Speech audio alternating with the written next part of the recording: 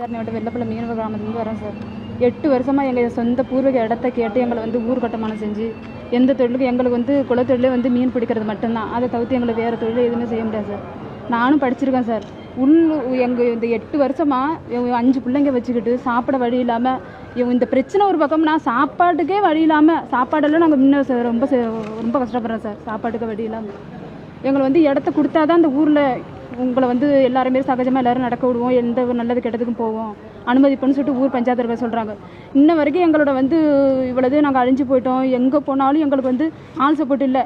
சரி, ஊரில் தான் இந்தமாரி எங்களை வந்து கீழே இது பண்ணுறாங்கன்னா உங்களுக்கு வந்து கேட்க மாட்டோம், உங்கள் பிரச்சனை கேட்க மாட்டோம், இடத்த கொடுத்தா தான் சேர்ப்போம். அரசு அதிகாரிகளும் அப்படி தான் சார். நாங்கள் போய் கேட்டால் நீங்கள் 2 பேர் தான் வந்திருக்கீங்களா, இதே பிரச்சனை தானா, உங்களுக்கு ஆள் சப்போர்ட் இல்லை, அவர் 8 வருஷமாக அலைஞ்சு அவர் அதே மனநிலை ரொம்ப பாதிக்கப்பட்டு போயிட்டார், நீ படித்த பொண்ணு தானம்மா விட்டு போமா, இதே தான் சொல்கிறாங்க தவிர எங்களோட கோரிக்கையை எங்களோட கருத்தை எங்களோட கஷ்டத்தை யாருமே புரிஞ்சுக்கிறதே கிடையாது சார். 8 வருஷமாக இப்படியே தாலுகா ஆஃபீஸ் கலெக்டர் ஆஃபீஸ் இப்படி தான் அலைஞ்சிட்டு இருக்கோமே தவிர எங்களோட கோரிக்கை எங்களோட கவலை எங்களோட கஷ்டத்தை யாருமே கேட்கறது கிடையாது. இதுக்கு இந்த பேப்பரு டாக்குமெண்ட்டு இது யாருமே கேட்கறது கிடையாது. போகிறாங்களா நாங்கள் சொல்கிறோமா, எங்களோட பேச்சு கேட்குறாங்களா, ஊருக்கு போகிறாங்களா, அவங்கள ஊர் கட்டுமானம் பண்ணலை, ஆனால் அவங்க ஒரு வார்த்தை சொல்கிறாங்களா, அதே கேட்டு தான் வந்து நான் இது வரைக்கும் 8 வருஷமாக இழுத்தடிச்சிட்டாங்களே தவிர எங்களோட இதை கேட்கவே இல்லை. நாங்கள் போன இதே கதை தானா, நாங்கள் படுற கஷ்டம் அவங்களுக்கு கதைன்னு சொல்கிறாங்க. அந்த ஒரு இடத்துல காலையில் தாலுகா ஆஃபீஸுக்கு போனால் காலையில் 10 மணிக்கு போனால் சாயந்தரம் 5 மணிக்கு எங்களை பார்த்து பேசுவாங்க. அது வரைக்கும் வெளியில் இருமா. ஒரு இடத்துல 8 வருஷமாக நாங்கள் அவ்வளவு வேதனைப்பட்டிருக்கோம் சார். இந்த எங்கள் இடத்தையே சொந்த இடத்தையே நாங்கள் கொடுக்க மாட்டோம்னு சொன்னதுக்கு எங்களுக்கு உழைக்கவும் விடாமல் எங்கள் இடத்தையும் கொடுக்க விடாமல் எங்களை வந்து ஊரை விட்டு தள்ளி எந்த ஒரு நல்லது கிடையாது. இது வரைக்கும் 8 வருஷமாக 5 பிள்ளைங்களை வச்சுட்டு சாப்பிட வழி இல்லாமல் இல்லை இதை கேட்டால் ஊர் பிரச்சனையாக இருக்கணும், சுற்றி உள்ளவங்க எங்கள்கிட்ட சண்டைக்கு வராங்க.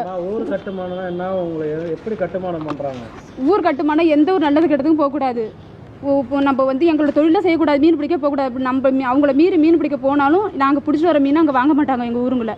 அதை தட்டி வெளியூரில் போய் நம்ம பிழைக்கலான்னு போனாலும் அங்கே வந்து இந்த உள்ளூரில் என்ன கட்டுப்பாடு போட்டாங்களோ அடுத்த ஊரில் போனால் நம்மளை சேர்த்துக்க மாட்டாங்க.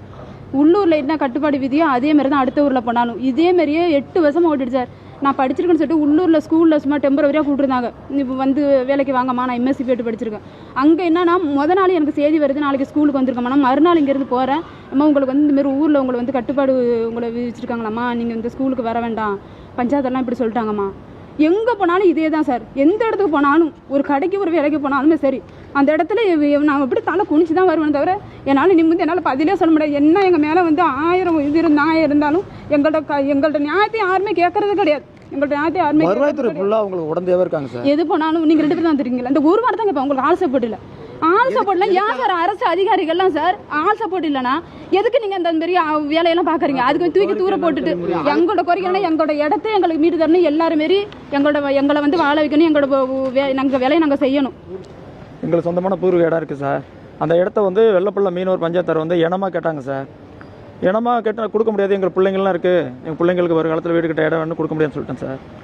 அது என்னன்னாக்கா நீ இடம் கொடுக்கல உன்னை வாழ விட மாட்டேன்னு சொல்லிட்டு என்ன பண்ணுறாங்கன்னா 8 வருஷமாக எங்களை ஊர் விட்டு ஒதுக்கி வச்சு என்னோட போட்டு எல்லாம் போச்சு, என்னோட மீன் கம்பெனி போச்சு, என்னோட மளிகை கடை போச்சு, எந்த தொழிலும் பண்ண விடாமல் ரொம்ப கஷ்டப்படுத்துகிறாங்க சார்.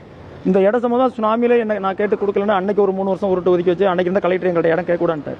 அப்படி இருந்து அன்றைக்கி ஊரை விட்டு ஒதுக்கி வச்சு ஒரு 20,000 ஃபைன் பண்ணாங்க. அன்றைக்கி அந்த 20,000 ஃபைன் பண்ணது யாருன்னா அக்கரைப்பேட்டை பிரசிடண்ட் மனோகரன், மாவட்ட செயலர் கௌதமோட தம்பி மோகன்தாஸ், இவங்க தான் வந்து எனக்கு 20,000 ஃபைன் பண்ணி காமராஜர் நிலத்தை கேட்கக்கூடாது, அவரோட இடத்த விட்டுருங்க, விருப்பப்பட்டு கொடுக்குறவங்க வாங்க, விருப்பப்பட்டு கொடுக்காதவங்க விட்டுருங்க அப்படின்னு சொல்லிட்டு 20,000 ஃபைன் பண்ணி ஒரு தீர்மானம் எழுதிட்டு போனாங்க சார்.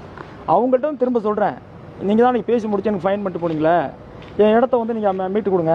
அவங்க என்ன சொல்கிறாங்க, உங்களுக்கு ஊரில் ஆள் சப்போர்ட் இல்லை, ஆள் சப்போர்ட் தான் ஆள் சப்போர்ட் வச்சு பஞ்சாயத்து பேசுறது ஏன் சார் இவங்க அன்றைக்கி ஃபைன் பண்ணாங்க? அவங்க எங்களுக்கு தலைமை கிராமமாக இருக்காங்க அக்கரைப்பேட்டை, அவங்களாவது நியாயத்தை பேசலாமா இல்லையா? ஏற்கனவே ஃபைன் பண்ணது அவங்க தான் ஃபைன் பண்ணாங்க. ஃபைன் கட்டி முடிச்ச பிறகு எங்கள் இடத்த வந்து திரும்ப அளந்து கொடுங்க, நான் வேலை வைக்கணும்னு கேட்டால் உனக்கு ஆள் சப்போர்ட் இல்லை அப்படின்னு சொல்லி 8 வருஷமாக ஊரோடு ஒதுக்கி வச்சிருக்காங்க சார். இது சம்பந்தம் நானும் ஏகப்பட்ட மனு கொடுத்துருக்கேன் சார். 8 வருஷமாக ஒரு 1000 மனுக்கு மேலே கொடுத்துருக்கேன் சார். என்ன மாதிரியான பாதிப்புகளை சந்திக்கிறீங்க? எப்படி வச்சுன்னா ஒன்றுமே பண்ண முடியல சார். பஞ்சாயத்தார் பேர் வந்து பார்த்தீங்கன்னா வருஷத்து வருஷம் மாறுறாங்க சார். அந்த மனுவில் எழுதியிருக்கும் பாரு சார். இப்போ இருக்கிற பஞ்சாயத்தார் பார்த்தீங்கன்னா மூர்த்தி, கிருஷ்ணா. என்ன செய்யணும்? எனக்கு இப்போ என்னன்னா என்னோட ஊர் கட்டுமானத்தை நீக்கி நான் வாழ வழிவகை செய்யணும், எங்கள் வாழ்வாதாரத்துக்கு ரெடி பண்ணி கொடுக்கணும், எங்களோட நிலத்தை வந்து அளந்து கொடுக்கணும், அளந்து கொடுத்து எங்களை வேலி வைக்கிறதுக்கு வழிவகை செஞ்சு கொடுக்கணும். என் பேர் காமராஜ்.